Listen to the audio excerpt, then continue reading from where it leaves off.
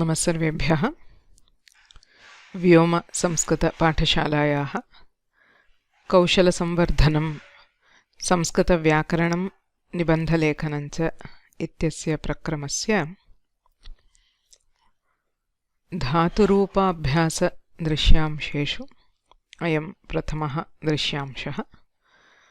अद्य वयं लट्लकारे सामान्यधातूनां रूपाणि कथं सिद्ध्यन्ति इति किञ्चित् पश्यामः।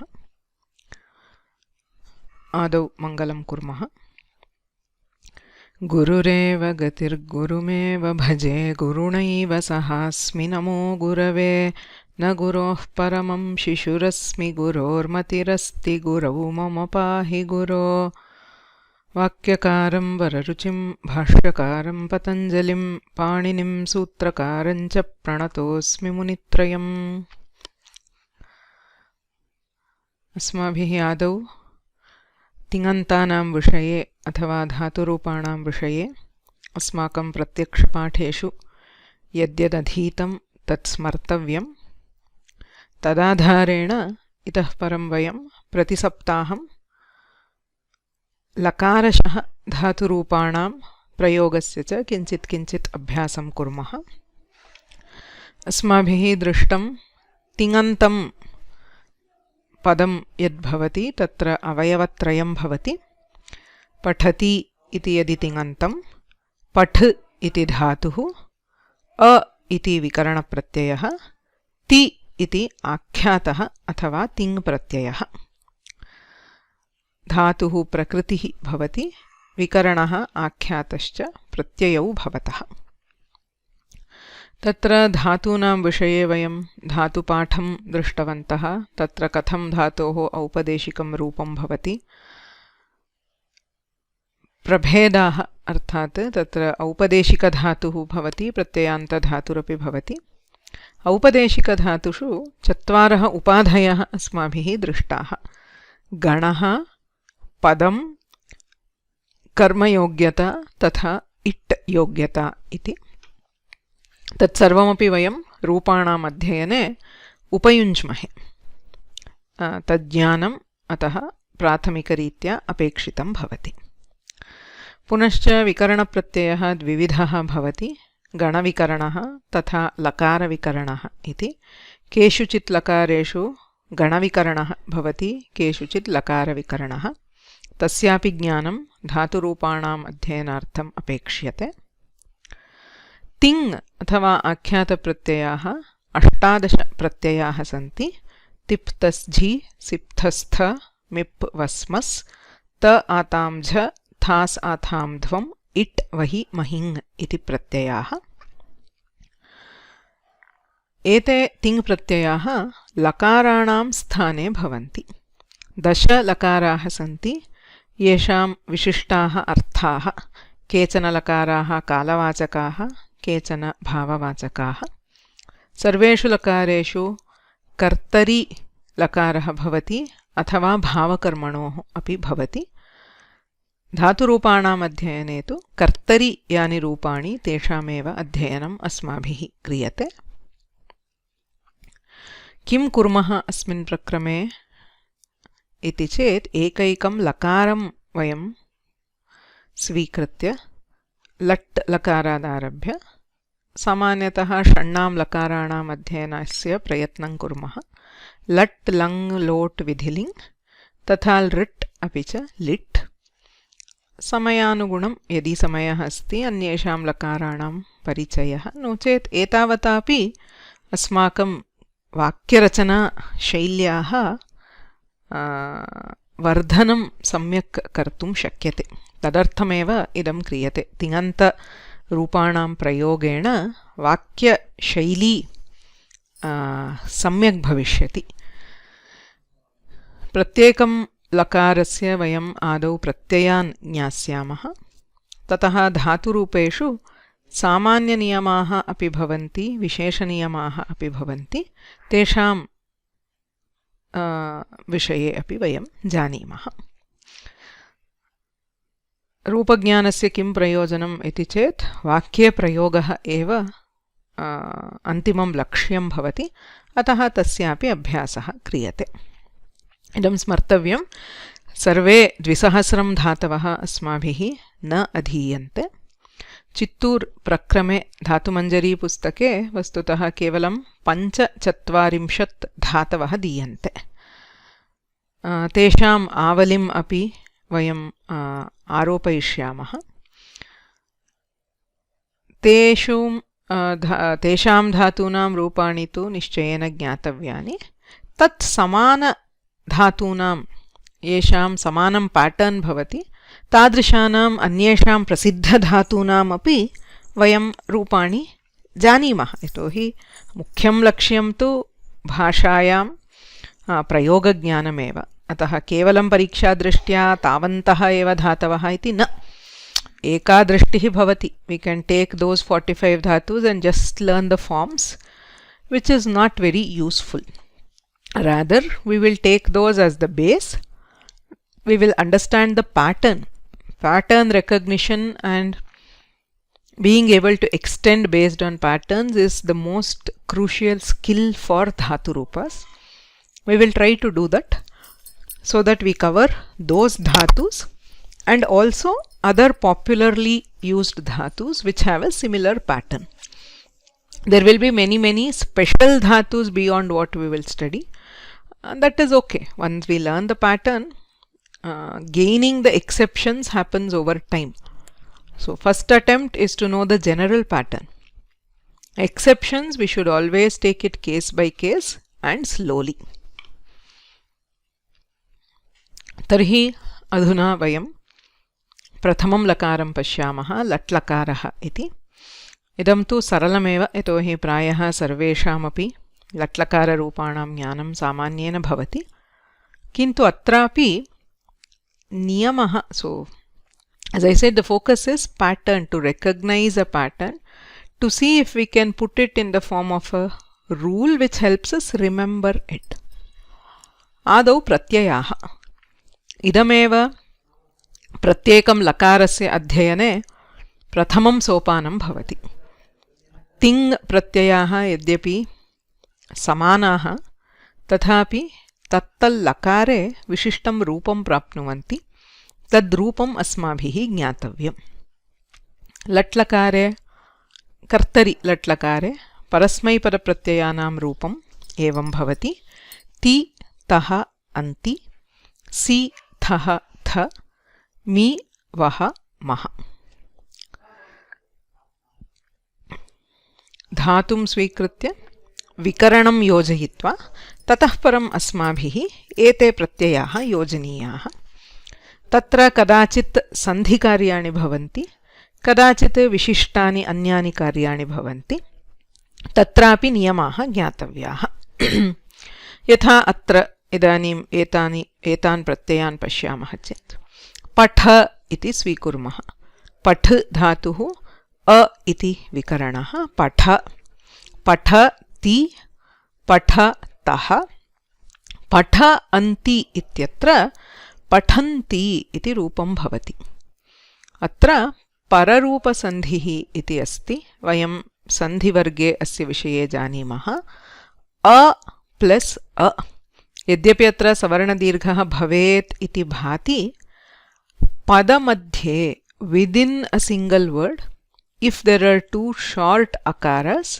as an exception to savarna dirgha we have a sandhi called pararupa where the adesha is a short akara hrasva akara rather than the dirgha so patha anti becomes pathanti nritya anti becomes nrityanti पदमध्ये द्वौ ह्रस्व अकारौ यदि भवतः तर्हि सवर्णदीर्घसन्धिः न भवति सः विशेषसन्धिनियमः so always in अन्ति we have to remember to apply this पररूप सो पठति पठतः पठन्ति पठसि पठथः पठथ पठमि इति स्थिते उत्तमपुरुषे अकारस्य दीर्घः भवति इति नियमः अस्ति so if we have an akara there the akara of the vikarana so pathami becomes pathami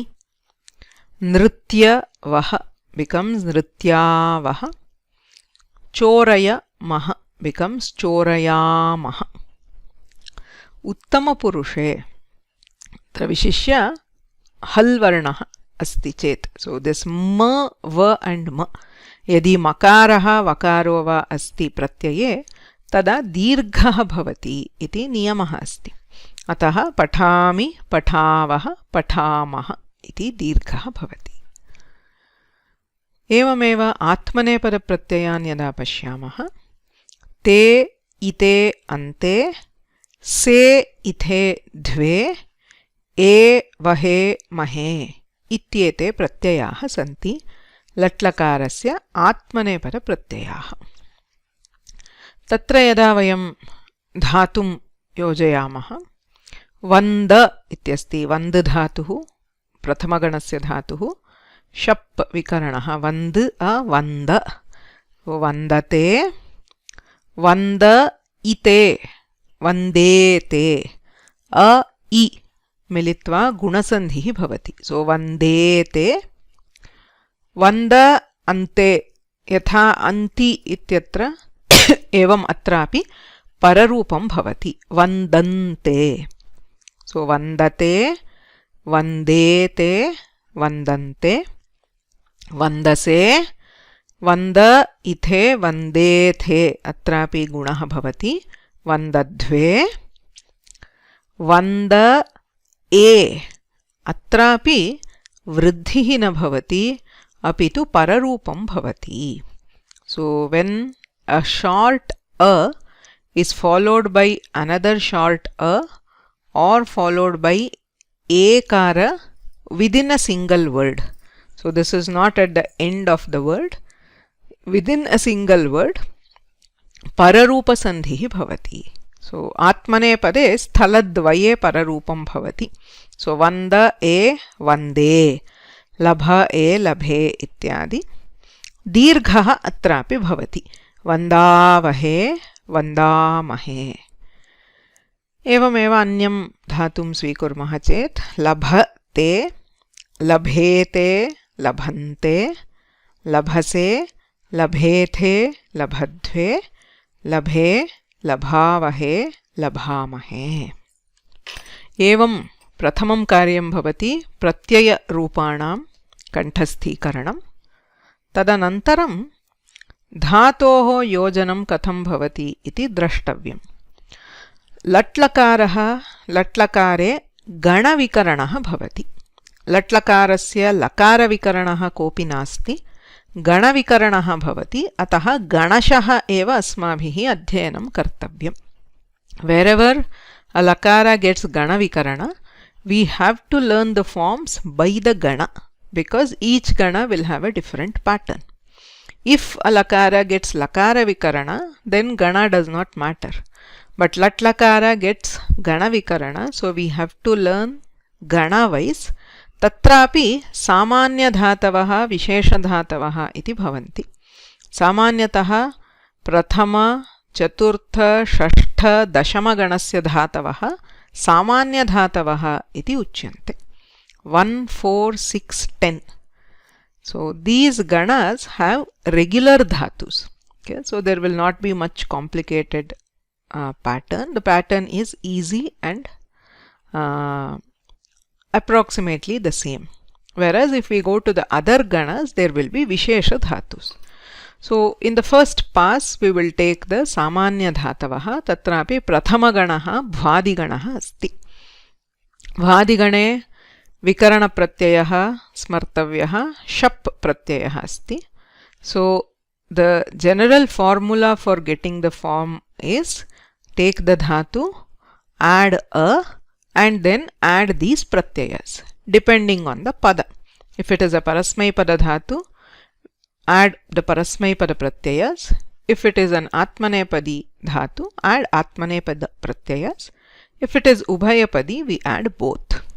So on these slides, always we will use this standard. On the top right you can see, if the dhatu is in blue, it is a parasmaipadi dhatu.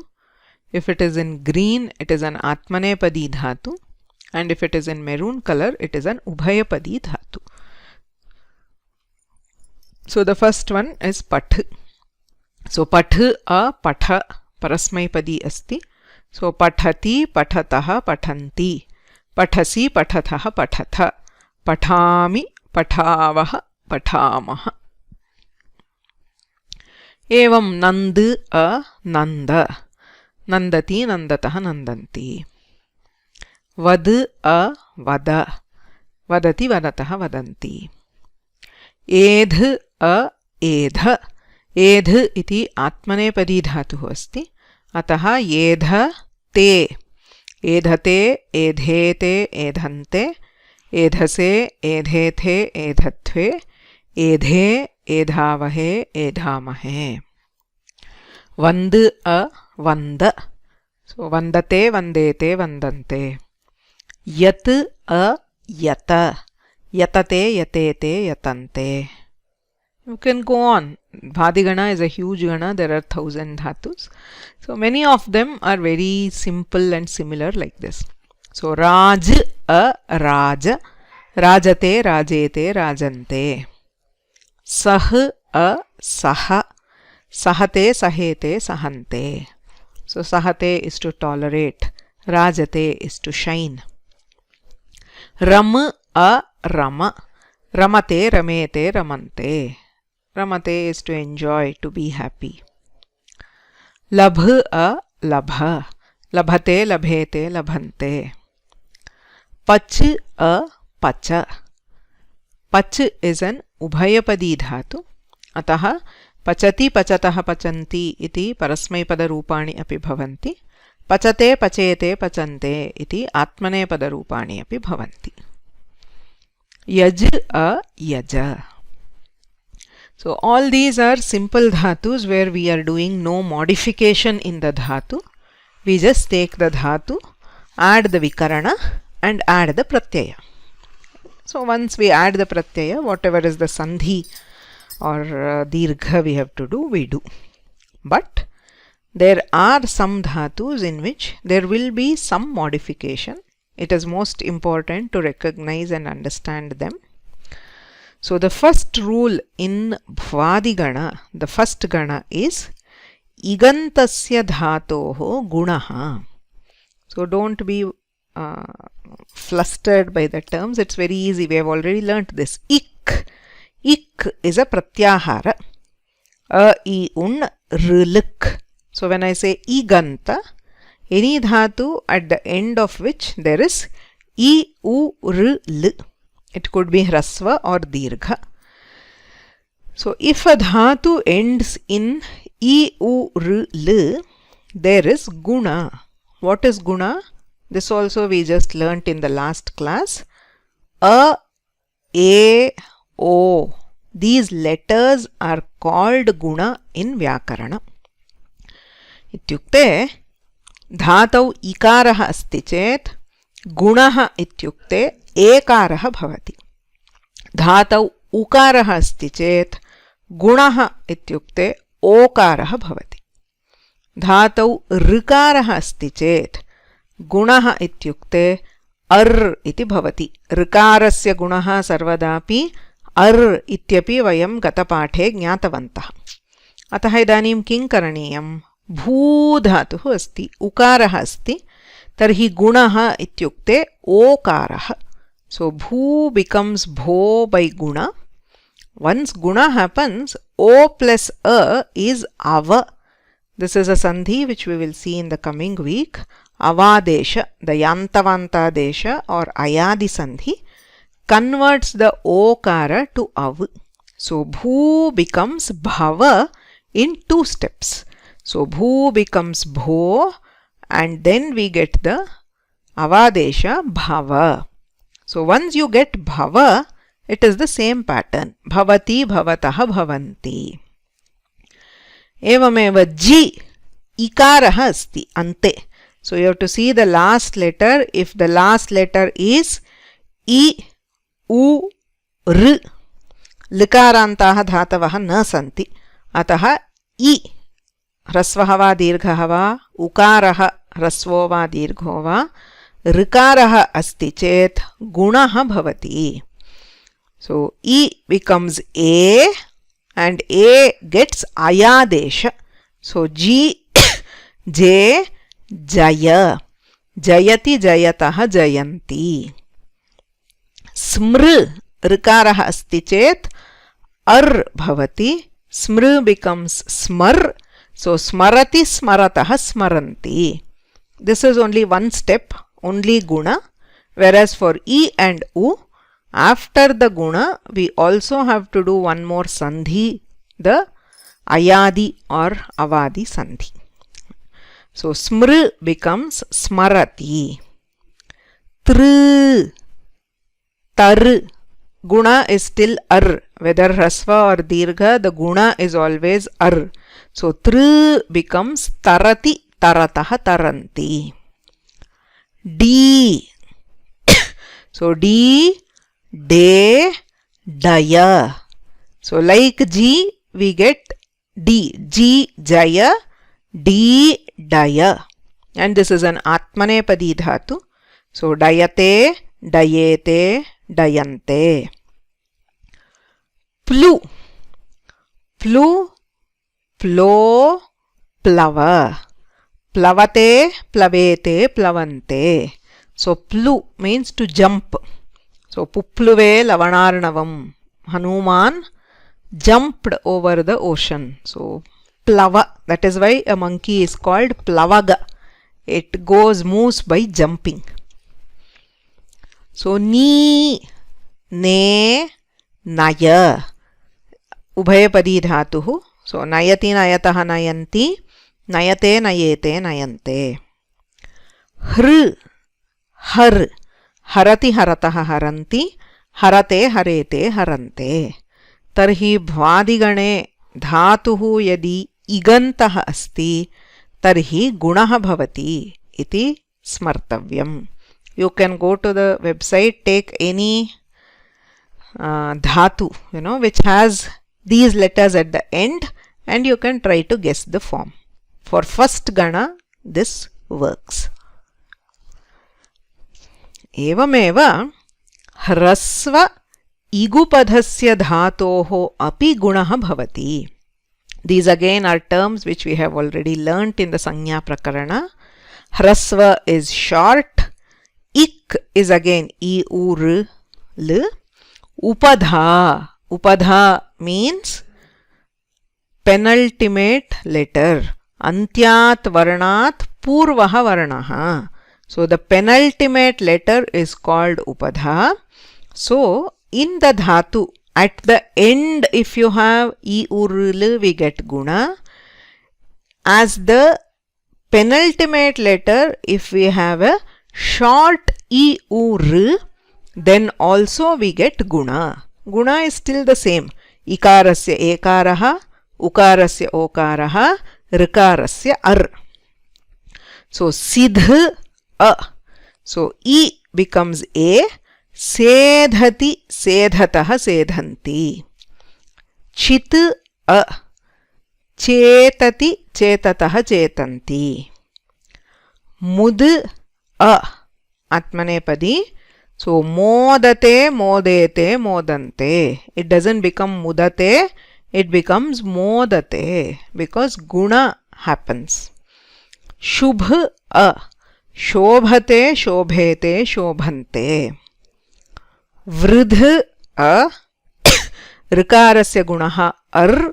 So vardhate, vardhete, vardhante.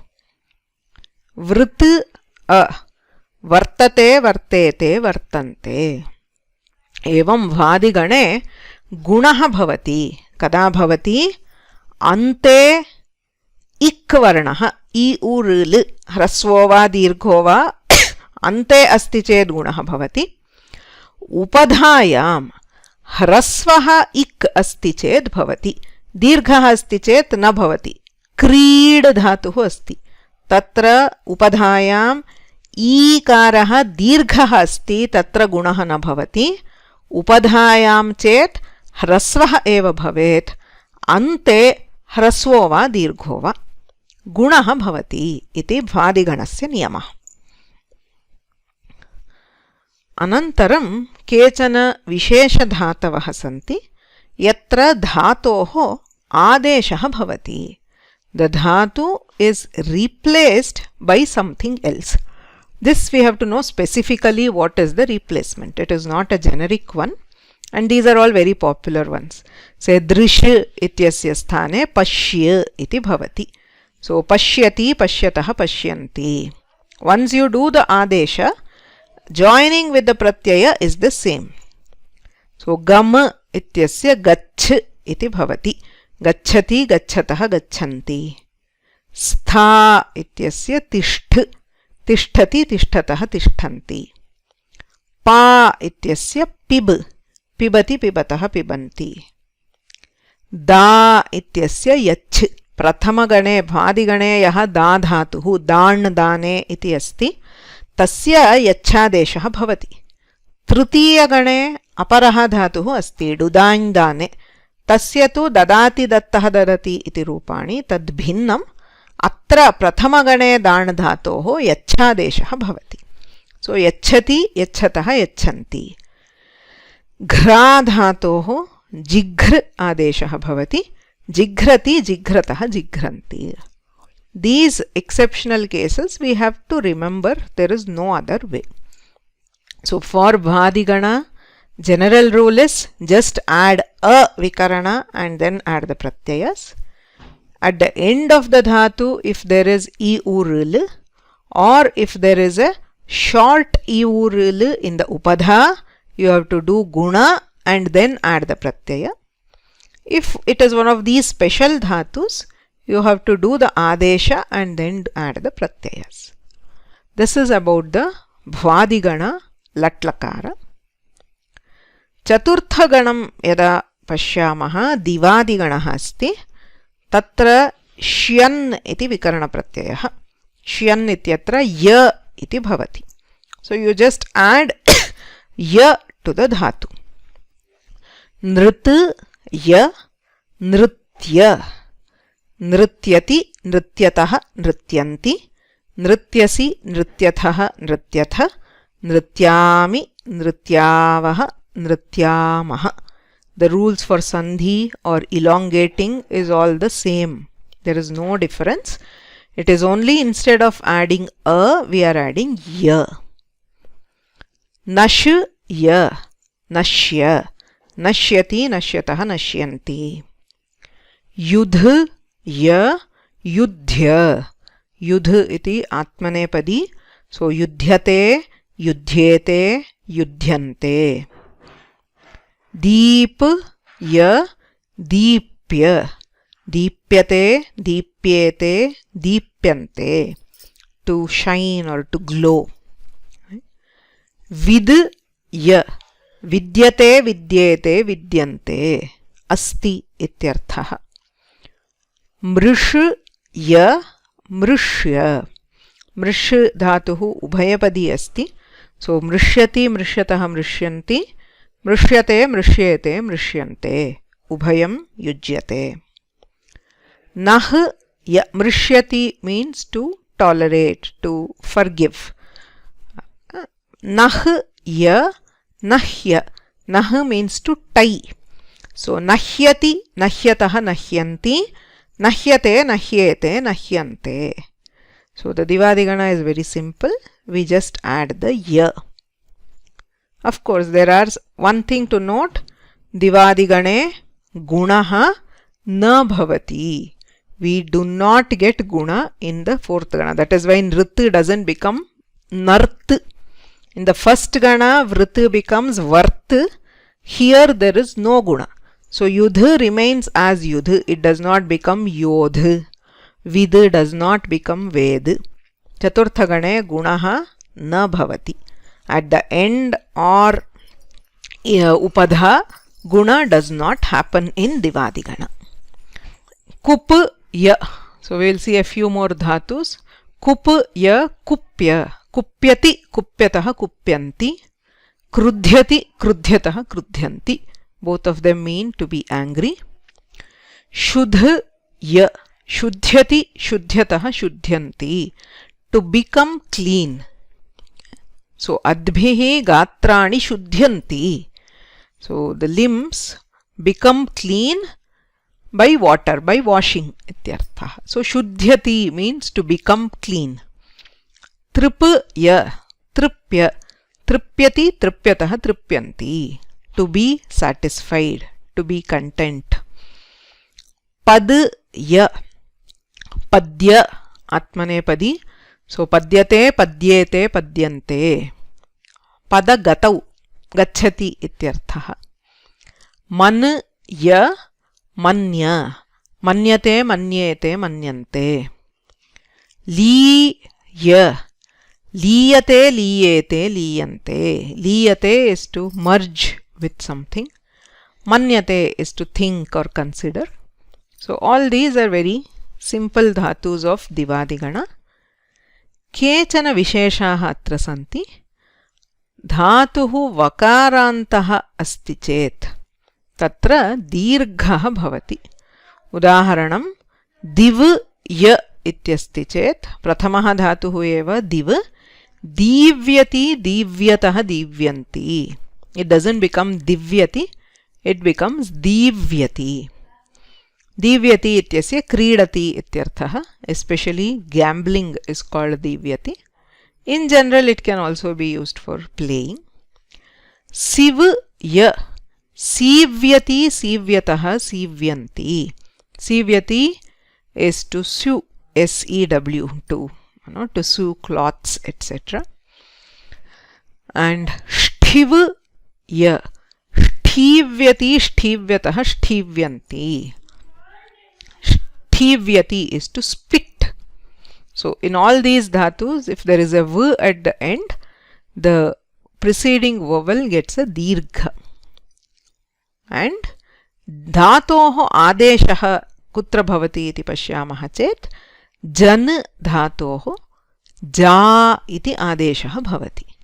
So jaya, atmanepadi, jayate, jayete, jayante, jayase, jayethe, jayadhve, जाये जायावहे जायामहे इति भवति.